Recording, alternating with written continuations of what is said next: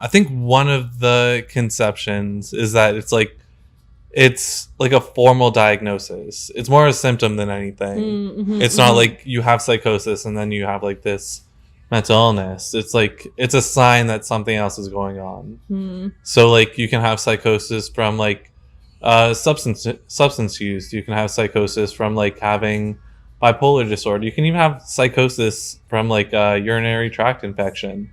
So like depending on what's going on in your life and depending like on your circumstances, psychosis could be like a symptom of a lot of different things. And I think the other thing to remember too is that I think like the fear that surrounds psychosis is that like people who are psychotic are like dangerous, but really they're a danger to themselves more than anything else. Like a person who's experiencing a psychotic break is more likely, I think, to harm themselves than to harm someone else. Like most likely, I don't want to like speak for everyone, but I think that that's something that would be good, because people think that it's so scary and that people experiencing psychosis or people who are psychotic, that they're dangerous to everybody and that you should avoid them. But really like bringing them in and supporting them and recognizing that they're still a person just experiencing a symptom, and it's not like this is an overarching factor of who they are, and like, they're a person beyond that. So yeah, I think it also that it like cuts across every social domain essentially. So like it doesn't matter about like race, religion, social class, where you live in the world.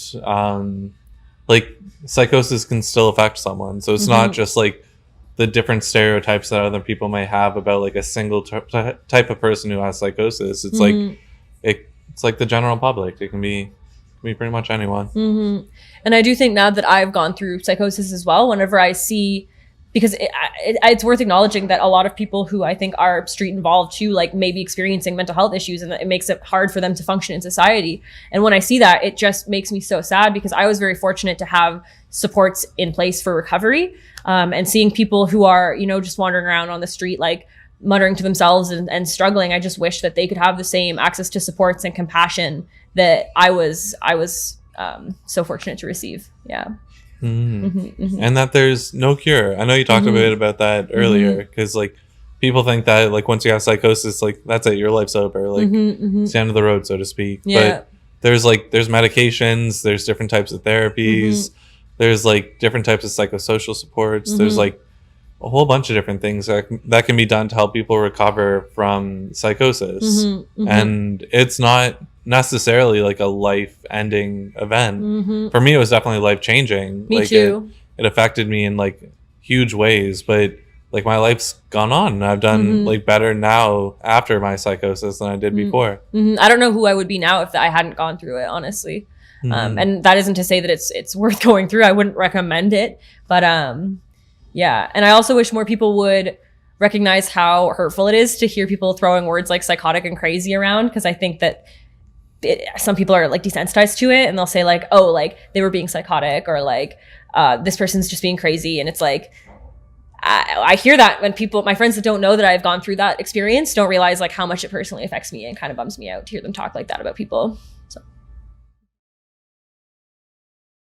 yeah, I mean, I think that the first step is being able to recognize that's what's happening, because people who are going through psychosis might self-isolate and begin to behave erratically and in a way that people might find off-putting. And so it's easy for people who are experiencing that to become further kind of ostracized from their communities. And that is not conducive to recovery at all. It can make things much worse, especially if you're struggling just to do the basic maintenance and like everyday human functioning, like cleaning and like taking care of yourself. Like that's a nice way to show up for a friend. Like if you know that they're struggling, like reaching out like a lot and saying like, do you need help? Like I can come, like I'll help you clean, and just like all these different ways that you can support them, just like getting things done and showing up for them and reaching out, even if they seem like they might be self-isolating. That's an indicator that they really need you to show up for them and to reach out to them, and not just like let them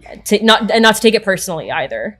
So yeah, I think showing up is a big piece of it, and so it's like listening when you do show up, because like I know for me there were some people who would like show up but not listen to me. And like them being there was definitely a help. Like I needed people around me to be able to like get out of my head and figure out like what's going on. But to actually like sit there and like pay attention to what I'm saying and pay attention to what I'm saying I need was really important too. Because if someone's just showing up and they're trying to like impose their own reality on me, like sometimes that works, but most of the time it doesn't really. Yeah, and I think sometimes when people are trying to offer comfort, they might inadvertently be dismissive of something that someone's going through, especially if you're telling people like, yo, I'm scared, like I think I'm hallucinating. I think it can be hard to tell someone like, that's scary, like I'm sorry that that's happening to you. And it might be easier to just say like, are you sure, like that's probably not what it is. Because I think I had a little bit of that too, but you don't want to invalidate people's experiences, and you want to really like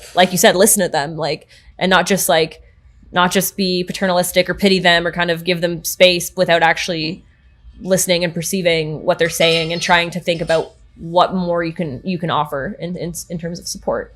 Yeah, and I think like tying into that, like giving advice helped me at certain points, but for the most part I just need to figure out what was going on in myself, because there was so many different like things that were happening that I couldn't really follow through on a lot of advice. I know like when I was in psychosis, like right before I was hospitalized actually, I was told to go see a therapist, and I went to go like see a therapist, and I went to like the place on campus to like go talk to someone, and I showed up and I'm like, I want to see a therapist, and they're like, do you have an appointment? I'm like, no. And they're like, all right, do you want an appointment for later? I'm like, I can't see one now. And they're like, no. So like, yeah, it's hard because like advice only goes so far, and it works for the person who gave it, but not always for the person who's receiving it. Yeah, it's true. And even if it's like you're telling a friend that you think that they should go get help or see someone, to go with them to do that, because it can be very, very frustrating to try and engage in the mental health care system. It can be exhausting, and it can make you feel hopeless. If you're already feeling bad, like it can really, really solidify this feeling of like, nobody's going to help me. Like nobody's here for me. And definitely when I was going through it, I had a friend who sat with me when I called like the suicide hotline to explain how I was feeling, and who brought me to the psych ward when I was trying to self-admit and they turned me away anyway. But it was at least nice that there was someone willing to do that for me. And it made me feel a little less alone. But yeah, I think another thing would be to be able to recognize which of your friends might be more at risk for psychosis, and being able to maybe like look out for them in that way, because especially when you're young, I think it's you don't always realize the long-term consequences things might have on you, and you're maybe not, and if you can't think of it for yourself, maybe it's easier to think about how things might be affecting your friends. Yeah, and that's a big one too. And thinking about ways that parents can support too. I think, because I mean, parents, I've talked to a lot of parents now who have had their parents go through psychosis because they want to hear about what it was like so they can better understand what their child went through. And I think having really candid conversations about mental health and psychosis and family mental health history is very crucial, because it can save people a lot of trouble if they know that there is a prerequisite there. Because if you don't know, you're going to just assume that it's not likely. You're going to say nobody in my family has schizophrenia, like unless you talk about it, you just don't know. So I remember when I entered treatment for cannabis use disorder post psychosis, whenever I was in recovery, and I was also heavily medicated on antipsychotic medication, telling myself like at first, like I'm never going to do this again. Like this was so horrific. Like I can't believe this has happened to me. Like I'm not going to smoke weed anymore. But then probably like a week later, I was honestly, like, I'm going to be honest, I was smoking weed again, but I was having like drug interactions, and suddenly like smoking weed would affect me in a much different way. And I would be very much more heavily sedated, and it wasn't good. My teachers asked if I was taking like horse tranquilizers, like straight up. And I was like, no, like I'm just on antipsychotic medication, please. But I was mixing it with other things. But the way that it's changed now is that my relationship with cannabis, I still have one, like I still use cannabis, but I try and use it in a much more mindful way, which is skills that I learned when I did like mindfulness, dialectical behavioral therapy around cannabis use. And just being being mindful and reflecting on like where I'm at with my relationship with cannabis, which is something I never did when I was in high school. I think I can recognize like when it's getting to be too much, when it's impeding my my performance, whether it's like, you know, just taking care of myself, whether it's at school, whether it's at work, whether it's with friends. I'm not going out as much because I'm just staying in. Like I can recognize when it's a problem, and I know kind of what my limits are. And like I don't want to be smoking in the morning. I know when I can recognize when it's an appropriate time to smoke. Meanwhile, when I was in high school, I was high constantly, like between classes getting high. So I mean, those are skills that I've been able to learn, but it would have been beneficial for me to be taught those skills from like a harm reduction approach to substance use education. So rather than just telling me like, you shouldn't smoke weed, it's bad, and it'll, you know, it could cause like schizophrenia or psychosis, and not really even differentiating between that and getting into like what that actually means. If I just had a harm reduction approach that said, you know, there's a spectrum of use, and like using every day is much worse than just using occasionally. Or if you're using shatter or edibles, they're much more potent. Or if you just try and stick to CBD weed, it'll be a lot less, it'll like decrease some of the risks associated with it. So these are all things that I think we could be telling young people who use cannabis, that I've had to figure out through like trial and error and the many experiences that I've had since then. But yeah. Do you mind if I ask like what harm reduction methods you use now? Yeah, I mean, I predominantly only use cannabis socially. I don't do it by myself, which is something that I think that's also maybe just I don't know if it's a byproduct of getting older or if it's the strains that are on the market now, but smoking weed by myself isn't as enjoyable as it used to be. And I think that's like a lot of people's approach to drinking too, like drinking socially versus if you start to drink like at home a lot by yourself, and just trying to engage in things without being stoned. And if I start to have this mindset that like, oh, this will be better if I'm stoned, like, oh, I'm going to eat, it'll be better if I'm stoned, or, oh, I'm going to go do this thing, it'll be better if I'm stoned. Like I've definitely like, I'm very mindful of that, because that's how I was all throughout high school. I thought being high would make everything better. And I recognize that that's very much not the case. I'm mindful about the methods of consumption that I use. I'm mindful about what strains I'm using, because some of them I know I don't want to use because some of them are extremely psychoactive, and I don't like the way that those strains make me feel. Yeah, so just like not too much, not too often, mostly with friends, and yeah, that's like some of the harm reduction practice I suppose I'd say I engage in. Cool. Yeah. Thank you. For me, like I tried smoking pot a couple times. Like after my episode, like I went back to substances pretty hard. Mm-hmm. But then I realized one day that like I couldn't do it anymore. Mm-hmm. And so I tried to quit everything, and I had a couple relapses, but eventually I went to treatment and I figured out like that it wasn't really working for me, but it always like was on the back of my mind. Like what if I just use CBD? What if I just like did it medically? What if I just like found like a reliable source? And like all those things kind of like fluttered around until I went through the steps to get like a medical authorization to use cannabis. Mm-hmm. So I got like not a prescription, because they don't write prescriptions, but like a referral to a cannabis clinic, and I got like actual like medicinal CBD oil. Mm-hmm. And I tried that out one weekend, and like I have to say it just like messed me up. Like I'm not gonna lie, for a month afterwards I didn't use it, but I still felt off. I still like didn't feel like myself, and I didn't feel like I like was the person I wanted to be. I felt slowed, I felt like a little confused all the time, I couldn't concentrate. And so like for me, I just can't use like anything to do with pot anymore, because it doesn't work for me. Yeah, I think I don't know if it's the older I get or what it is, but I do think I get to a point where it just doesn't seem as worth it. I don't know. I think when you're young, even like with drinking, you can deal with a hangover and you're like, oh, it's fine. I can't drink alcohol. It makes me sick.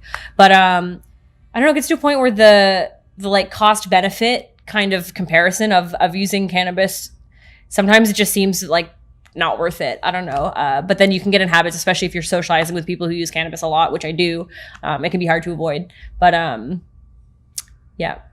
Yep. Yeah, that's actually one thing that I had to figure out too, because I know a lot of people who still smoke, and like it was weird at first, because like I used to smoke with them, and then I stopped, and then like I did for a little bit, and then I stopped again. So like I really had to learn how to draw like firm boundaries with people, because like sometimes people would offer, sometimes it wouldn't even mean anything by it. It's just like you're going around in a circle and like you're in the circle, so like they just offer it to you. But like learning how to draw those boundaries for me was really important, because like everyone is different, and some people will be able to smoke, some people not, and some people like, well, everyone's gonna have different relationships, and being able to know those relationships and critically think about like what it is that like you want and what it is you can handle and what it is like that like is worth it, like you said. Like it's really important to be able to enforce that too, because if I'm aware of something and I'm aware that something isn't good for me, but I can't like draw a boundary to like get it out of my life, then it becomes like more problematic, I guess. Like there's more harms with it than if I just like was able to like let go of it. So like once I knew for a fact that pot wasn't for me, I had to really learn how to say no and like keep that boundary, even if like I really wanted to. Yeah, I still find myself in situations where I set a boundary and I'm like, I'm not smoking, like I want to stay kind of sober state of mind. But then when the offer arises, it is hard to say no, and I often will cave in. Or like I'll have a boundary where I don't smoke bongs, because bongs just put my tolerance way up, and then suddenly I'm like further on into that spectrum of like use where it's like, oh, it was just occasional use, but then suddenly like my tolerance is so high that I just am thinking about smoking weed constantly, and I can recognize that. And I think it's, as someone who has a history of cannabis use disorder, I recognize that this is like predisposed, and like it's like any addiction where it's like you never really like recover, like you're in recovery, and like it's always something that's just at the back of your mind, is like this thing that I had, which was like very problematic substance use with cannabis, which is like a soft drug to some people, but everyone responds to it differently, and it can definitely be dangerous for some people. But that isn't to discredit, like, and I don't want people to think that it's fear mongering, because definitely not everyone experiences that, but I don't think that that's worth invalidating people's experiences for whom it was. And just like you said, sometimes that people don't mean harm by it. They're just passing a joint around and they offer it to you. But I think if someone, says like, no, thank you, that you should be very respectful of that, and you shouldn't push, and you shouldn't pry, you shouldn't ask. Just like if someone says like, no, thank you to a drink, people, they're like, oh, why aren't you drinking? Are you pregnant? And it's like, you don't owe anyone an answer for why you don't want to. And it's the same thing with cannabis. Like I'm good. Thanks. But yeah. Yeah. I think you did make a good point that like some people will have like good experiences on it, and some people like want to share those experiences with other people. So like that could be the reason why they want you to like use with them. But you have to know where you're coming from and where you're at, right? Yeah. Yeah, so we were talking about like being able to hear each other's stories and like just what that experience is like to hear someone else who's been through something similar. So what did it feel like when you heard like my story? Well, whenever I was listening to you share your experience of psychosis, I think I felt comforted. I felt pretty comforted, because I don't think like listened to someone share such a similar experience. And it's like usually I'm the one sharing the experience, and people are like, oh, thank you, like that was so nice. But then as someone who's gone through it as well, it just felt really like, I don't know, it's like it is an instant connection. I'm like, oh, you've gone through that. And with psychosis, it's like either you don't know people who have gone through it, or if you do, like they might not tell you about it. So listening to you talk about it, I made so many connections to what I went through. And I remember you were presenting and you were talking about how like, oh, it became like a real big part of my identity. And I think we just like made eye contact and kind of nodded at each other, because I was like, yeah, same. Like I know exactly what that's like, and how it makes it so much harder.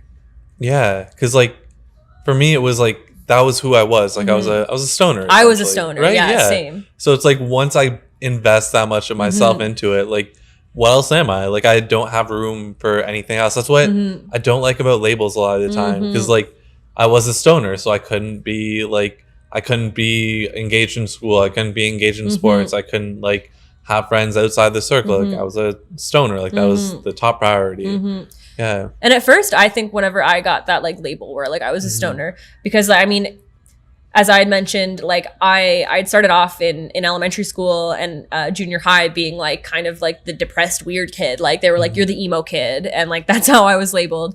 And so it's like first I was the annoying kid, the high energy kid. Then I was the emo kid because getting called annoying made me freaking sad. And so then I get to high school and like I have this opportunity to kind of redefine myself. And even though I was doing so much other stuff, like I was involved in the music department, like I was in band, I was in choir, I was doing theater, and I was doing lead roles in the musicals. No one like really saw me as that. Everyone saw me as a stoner, and that was the thing. And I think I was definitely fine with it at first because I was like, well, at least they're not calling me like emo anymore and sad, and like they think I'm fun to be around now, so like this is cool. Sure, yeah. And then you kind of start to play it up and you're like, yeah, like being the stoner, and it definitely becomes a big part of your identity.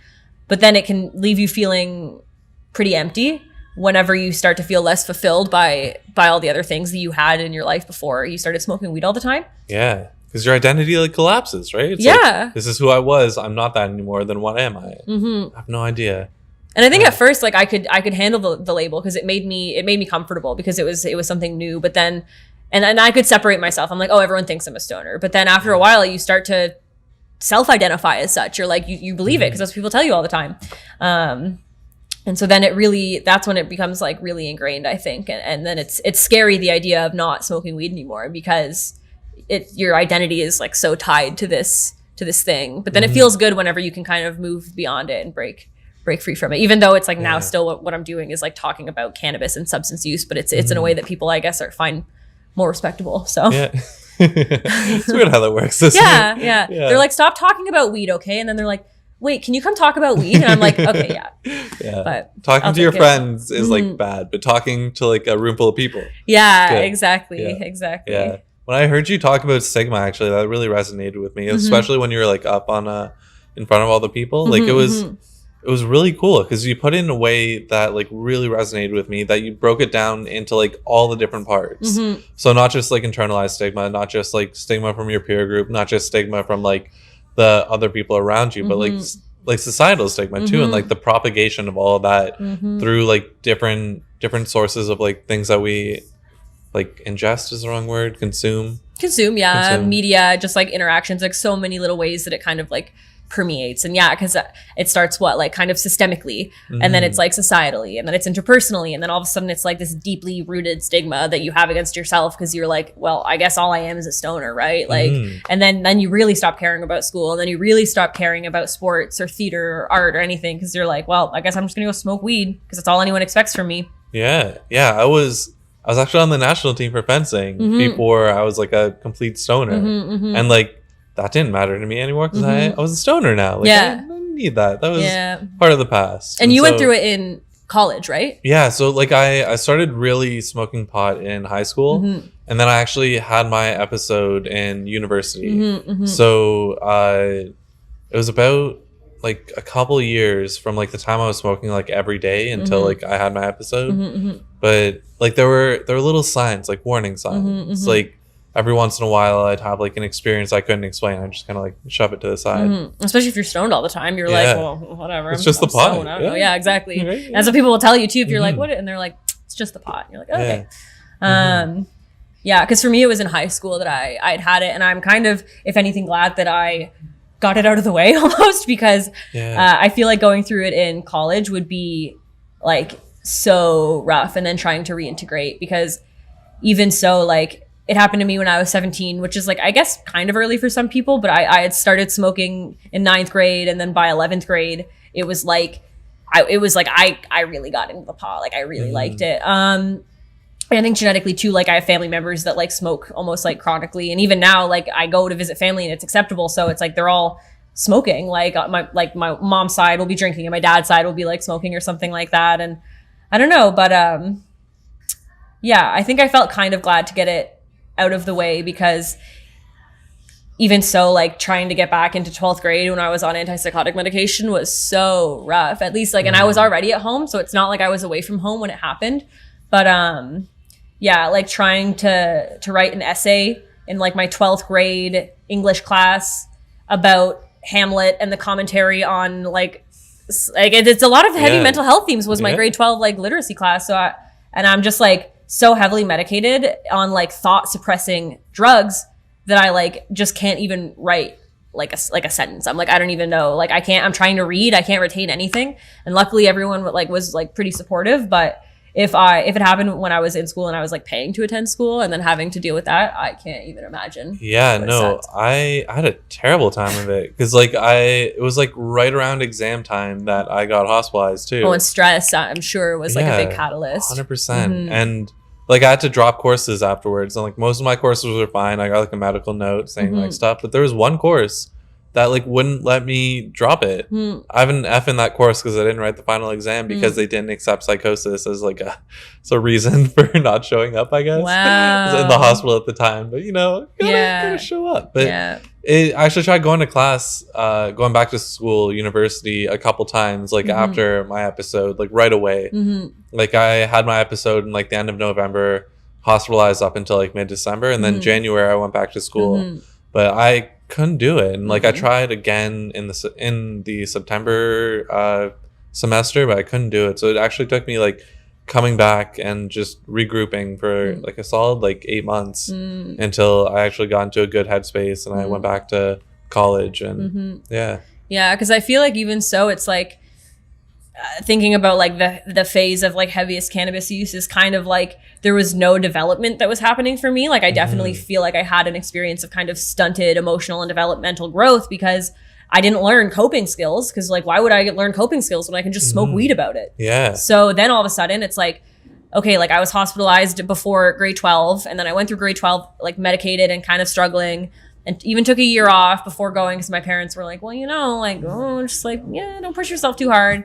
And then even so, getting to school, I was like, I didn't have the same skill set that my peers did going into it. Like I'm like, you have coping skills? Like you know how to manage your stress? Like, I don't know how to do this. Like I'm crying in the bathroom every day. Like this is great. But still makes you stronger. And then like you learn to cope. But and I think that's one of the biggest things I did learn was like learning to cope with stress, learning to cope with emotions, learning to like face them and like still be myself when I do it, and not like run away into like callousness or anger or like just fear, but to like embrace it and to like actually go fully into it and figure out like how can I be myself in this situation and how can I like do the best here that myself could ever do. And before my episode, like I used to think like, what's like the least amount of work I can do in order to like get the results I need to be able to move to the next step. Yeah. Well, because you have such low expectations of yourself, because everybody else has such low expectations of you because they don't think very much of stoners. Like, let's be honest. It's too bad. It's too bad. But I think that like learning how to be patient with yourself, and especially like in the recovery phase, is like very important, because it can be frustrating when you're like, I just want to be able to like go to school and not like have a panic attack by myself in the bathroom because like nobody else seems to be doing this. Like, why can't I just do this, what everybody else is doing? But you kind of have to recognize that it's like you do it at your own pace, and everyone's recovery is kind of different, and then like you can just be patient, and that and that like lifelong learning is a thing. Like it doesn't end after high school or it doesn't end after like university. Like you can always learn new things, and you can always learn how to like improve yourself and like improve the ways that you act so that you can be like more resilient and more able to like take on the things that like life has to offer. Absolutely. And I think that like with recovery from something like psychosis and like drug-induced brain damage, which is kind of how they phrase it, it makes you kind of think like, oh wow, my brain's like broken now. Like it's not very like hopeful. But whenever you start emphasizing like neuroplasticity and that like the brain can work to heal itself, and because I was like still under 25 whenever everything happened, I mean, your brain is still very much developing, and then finally that's like a message of hope. It's like they use it for fear so much, though, like your brain's developing, like be careful. But then it's like after the episode, it's kind of like your brain is still developing, so be hopeful that like your brain will like it'll heal itself, and like you'll be able to learn, and like it'll be okay, and you're not like, it's not over. Yeah, it's just getting started. So you don't hear those messaging very often. And like I know for me, like it was hard for me to like see a better way because I didn't know anyone who like had went through the same things. So like being able to have conversations like this and being able to like talk openly and like you're holding down a job, I'm holding down a job, like we're productive members of society. Like we both talked at a conference today. Yeah. And, yeah, we're doing like, good. Proud of you. Yeah, proud of you too. Thanks. Doing good. Sick. Yeah. Yeah. Yeah. Like there is life after, and like it can be a fulfilling life, and it can be fun, and you can have like an adventure. Totally. It's not the end of the road. No, absolutely not.